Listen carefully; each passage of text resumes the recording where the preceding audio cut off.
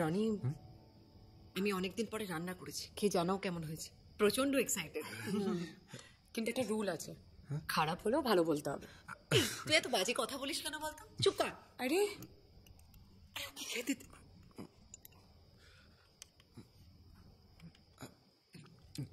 কেমন? ভালোই হয়েছে নিশ্চয় দিদি, খাওয়া দেখে বুঝছিস না? তুই এত জ্বালাচ্ছিস কেন আমাকে? চুপ করে বসে থাক। আচ্ছা, ওই কি একটা আইডিয়ার কথা বলছিলেন? আইডিয়া? ভালো কথা মনে করিয়েছো, আমি না একদম ভুলে গিয়েছিলাম। আচ্ছা রনি, তুমি আমাকে একটা কথা বলো, যে তোমাদের বাড়িতে কোনো মহিলা কখনো থাকতে আসেনি? থাকা থাকা তো দূরের কথা, ঢুকতে পর্যন্ত দেয় না। কিন্তু আমি তো ঢুকেছিলাম। হ্যাঁ, কিন্তু যাতে আর কেউ না ঢুকতে পারে ওই জন্য কাকামুনি আবার দেওয়ালের উপর বড় বড় করে লিখে রেখেছে যে মহিলা প্রবেশ কঠোরভাবে নিষিদ্ধ। আচ্ছা, দুজনেই কি সমানভাবে স্ট্রিক্ট, নাকি একজন একটু বেশি কড়াকড়ি করেন আর আরেকজন চেঁচামেচি অতটা করেন না? হ্যাঁ, মানে যদি আমি কম্পেয়ার করি তাহলে কাকামুনি একটুখানি কম চেল্লায় আর জেঠুমনি একটু বেশি চেল্লায়। বাহ, তার মানে আমরা ধরে নিতে পারি যে তোমার কাকামণি মেয়েদেরকে খুব একটা অপছন্দ করেন না, এবং এটাও ধরে নেওয়া যেতে পারে যে তোমার কাকামণির জীবনে কখনো না কখনো কেউ না কেউ এসেছিল, এবং সেই সম্পর্কটা ফ্যামিলির চাপে পড়ে তোমার জেঠুমনির একঘেয়েমিতে, মানে একগুয়েমিতে সম্পর্কটা বেশি দূর এগোয়। হ্যাঁ, হতে পারে, বাট আমার ঠিক জানা নেই। আরে সেটাই তো জানতে হবে রনি। কিন্তু কিভাবে? দেখো, খুব সিম্পল। কিন্তু তোমার কাকামণি যদি কাউকে সত্যিই ভালোবেসে থাকে, তাহলে তার কোনো স্মৃতি উনি কিন্তু নিজের কাছে খুব যত্ন করে রেখে দিয়েছেন, এবং সেটাই তোমাকে খুঁজে বের করতে হবে। তুমি যদি খুঁজে বের করতে পারো, তাহলে খুব সিম্পলি তোমার কাকামণি আমাদের দলে চলে আসবেন, এবং তোমার কাকামণি যদি আমাদের দলে চলে আসেন, তাহলে তোমার জেঠুমণি কিন্তু একদম একা হয়ে যাবে। হ্যাঁ দিদি, কিন্তু রনি খুঁজবেটা কোথায়? কেন? ওনার ঘরে। হ্যাঁ, একবার ট্রাই করে দেখতেই পারি। এনিওয়েজ, আপাতত তুমি বরং মাংসটা ট্রাই করো, আমি বানিয়েছি। কি? হ্যালো, তুই বানিয়েছিস? হ্যাঁ, তুই বানিয়েছিস? তুমি জানো রনি, পুরো রান্নাটা হয়ে যাওয়ার পরে দুবার জাস্ট খুন্তি নেড়েছে আর বলছে আমি রান্না করেছি। মিথ্যু কথা। একটা কথা আছে না, ওস্তাদে মার শেষ রাতেই হয়।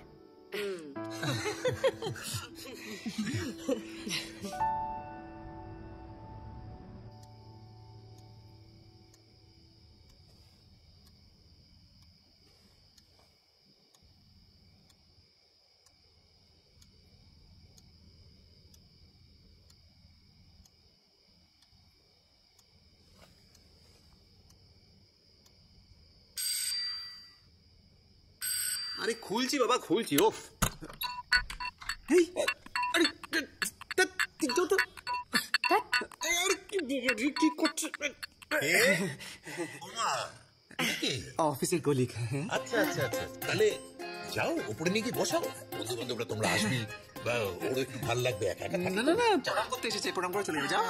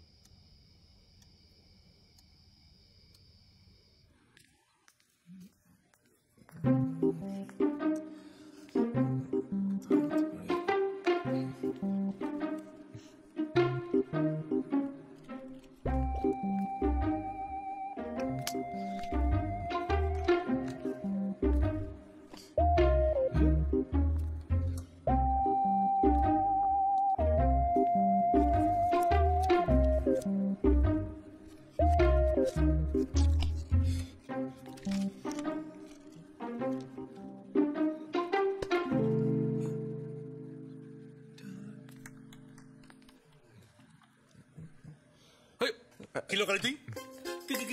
কি হাতে আছে তোর? এটাকে বলো আগে, বলো এটাকে। না না না, বলো আগে। চাই না, তুই ছবিটা দে। না না না, দেওয়া যাবে না, আমি ফেলে দিলাম। কি হলো বলো, কে? কে বলো? না না, বলতেই হবে, কে বলো? না না, বলতেই হবে। না না, দেবো না। না না, বলতেই হবে, একে বলতেই হবে, কে বলো? কে বলো? বলো, নাহলে কিন্তু জেঠিমণি কি বলবে? খবরদার না, খবরদার না।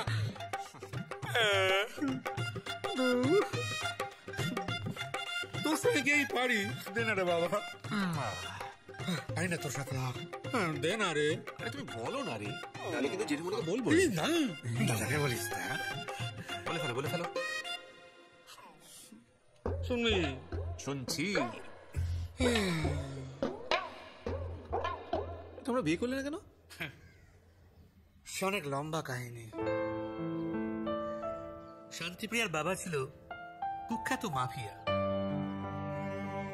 আমি যখন আমার বাবাকে আমাদের সম্পর্কের কথা জানিয়েছিলাম, স্বাভাবিকভাবেই আমার বাবা রাজি হয়নি। ওর বাবাও রাজি ছিলেন না। কেন? কেন? কারণ তোর দাদু, মানে আমার বাবা ছিলেন একজন পুলিশ, আর চোর পুলিশের সম্পর্ক হয়, কিন্তু তাদের ছেলে মেয়েদের মধ্যে হয় না। আর পালিয়ে যে বিয়ে করব সে উপায়ও ছিল না। তারপর? তারপর আর কি, গল্পের ট্র্যাজিক এন্ড। আমরা শেষবারের মতো দুজনে দেখা করলাম। দুজনকে কথা দিলাম যে কেউ কোনোদিন বিয়ে করব না, দুজনে শেষ দিন পর্যন্ত অপেক্ষা করব। তা বলছি, আমার এই হতে পারে কাকিমা এখন কোথায়? জানি না রে, শুনেছি ওর বাবা মারা যাওয়ার পর ওই প্রিয়াই নাকি এখন বাবার ব্যবসা সামলাচ্ছে। মানে সে এখন বিরাট মাফিয়া।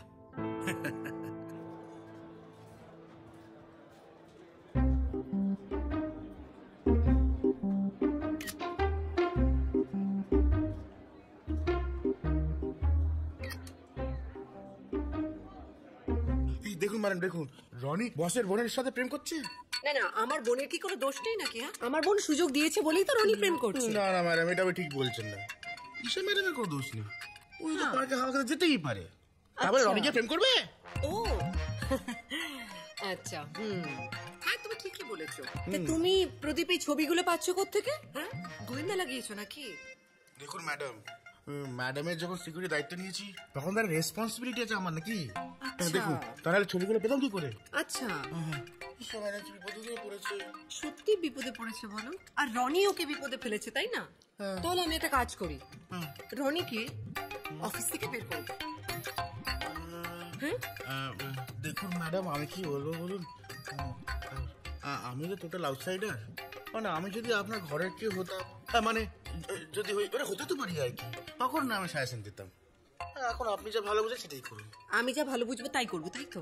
তাহলে রনিকে আমি ডাকি, ওকে ফার্স্ট ওয়ার্নিং দিই এবং ছেড়ে দিই। আমি যেটা ভালো বুঝবো সেটাই তো করবো, তাই না? তাতে ম্যাডাম কোনো লাভ হবে কি? ওকে তাড়িয়ে অফিস থেকে তাড়িয়ে দেবো। তাহলে তুমি যে গোয়েন্দা লাগিয়েছো কি হবে তার? অফিস থেকে যদি ওকে তাড়িয়ে দিই তাহলে কিন্তু ও সারাটা দিন ঈশার পিছনে পড়ে থাকবে। এটা ভেবে দেখো প্রদীপ। সত্যি তো ম্যাডাম, তাহলে ওকে ফার্স্ট ওয়ার্নিং দিয়ে রেখে দিই। রেখে দিই না? ডাকো ডাকো রনিকে, ওর মজা আমি দেখাচ্ছি। ডাকো। ডাকো ম্যাডাম। আরে ডাকো রনিকে, বললাম তো। রনি, এই রনি, ম্যাডাম ডাকছে, এক্ষুনি আয়। আসছি ম্যাডাম, আসছি। আসবো ম্যাডাম? এসো, বসো এখানে। এসব আমি কি শুনছি? শুনছি না, দেখছিও। কাজের সময় কাজ না করে পার্কে প্রেম করাচ্ছে। শোনো রনি, আর যেন কখনো তোমাদেরকে পার্কে না দেখি, ওকে? হ্যাঁ, একদম যেন না দেখি।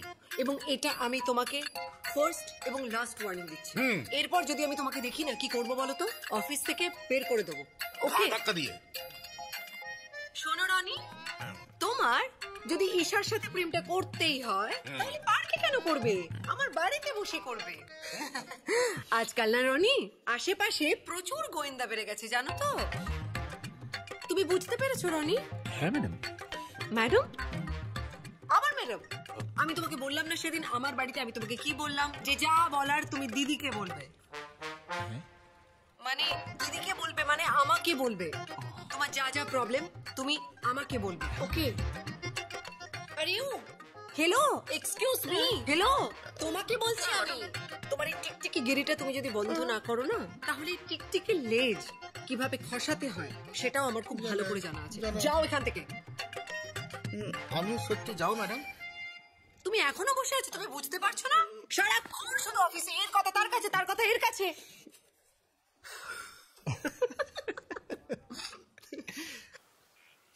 রাগ করেছিস ভাই?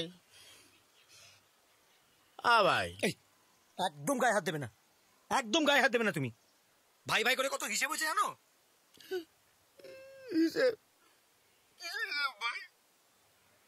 দাদা ভাইয়ের মধ্যে এসব নোংরা টাকা পয়সা হিসেব করতে নেই পাগলা। তোর আর আমার সম্পর্ক অমূল্য। দাঁড়াও, রাখো তো। যেসব খেয়ে ভাই ভাই করছো না সেটাও আমার টাকা কেনা। কত পাস? 8,520 টাকা। 8,320 টাকা। কেন? ওই সেদিন হাসপাতালে 200 টাকা দিলাম, তুই নিলি না, ফেরত দিলি, ওইটা মাইনাস। হ্যাঁ কি রে বাবা, এক্ষুনি বলছিলে হিসাব জানি না। টাকা বের করো তো, টাকা বের করো। টাকা পয়সা কিছু নেই, এখন পাইনি। ধৈর্য ধর, পাবো।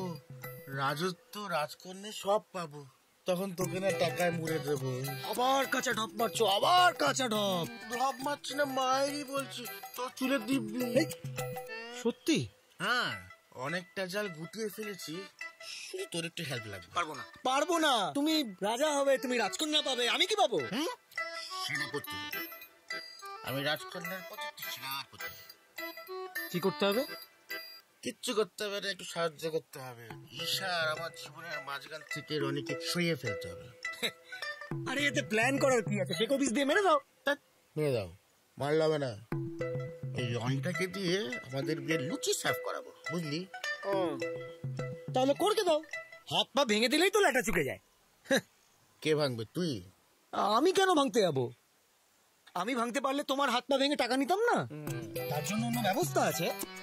কি অবস্থা? শান্তিপ্রিয়া। কেসে?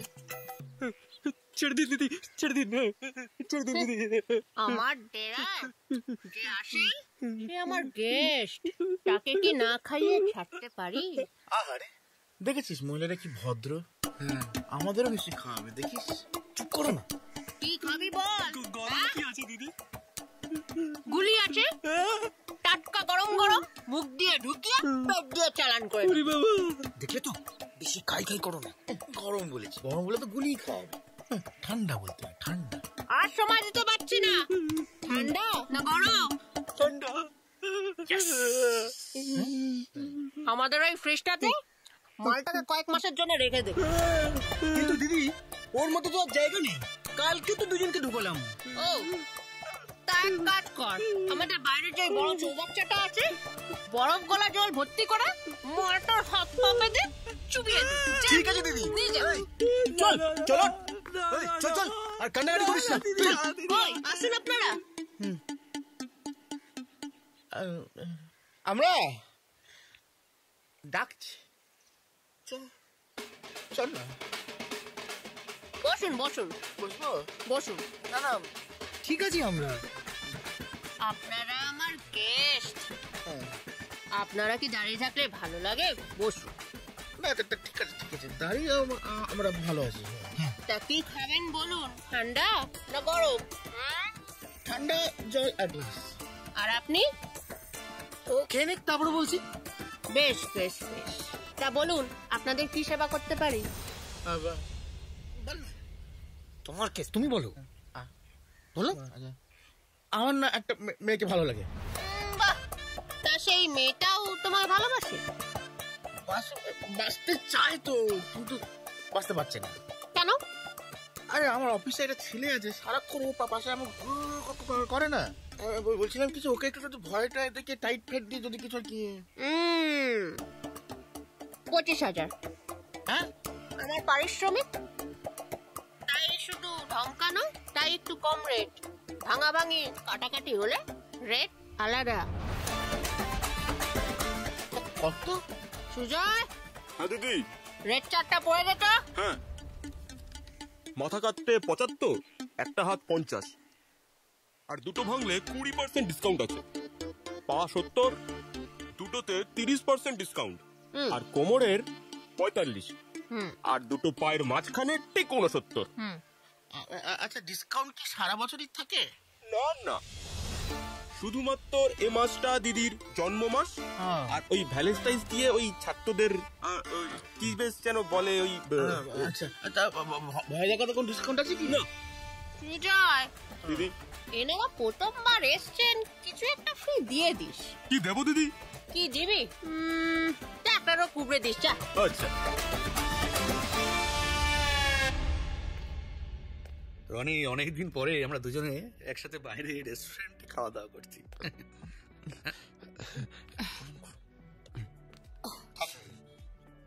অনেক হয়েছে। তুই যে কেন এখানে আমাকে নিয়ে এসছিস এবার আমি বুঝতে পারলাম। কাকামণি, আমি বলছিলাম যে ওই দিনের ব্যবহারের জন্য I am really sorry. Please আমাকে ক্ষমা করে দাও, প্লিজ। আচ্ছা ঠিক আছে, ঠিক আছে, ক্ষমা করলাম। তুমি বসো, তোমরা বসে কথা বল। আমি এখন যাই, হ্যাঁ? তোরা গল্প কর। আরে বসো না, তুমি কোথায় যাবে বলো তো? আরে ওই তো দাদা, মানে জেঠুমনি আসতে দেরি আছে, তুমি বসো না। আচ্ছা তোরা যা বলবি তাড়াতাড়ি বল। হ্যাঁ মানে বলছিলাম যে একটু জেঠুমনির সাথে কথা বলো না, মানে আমার আর এইসব ব্যাপারটা নিয়ে। ওরে বাবা রে, খেপেছিস? কোনোদিন সম্ভব না। আমি এলাম। দূর বাবা, আবার এলাম কি? বসো তো। আচ্ছা কাকামণি, একটু দেখো না, আমার এইসব ব্যাপারটা একবার ভেবে দেখো। আরে ভেবে দেখতে কোনো ব্যাপার নেই, আমি পারবো না।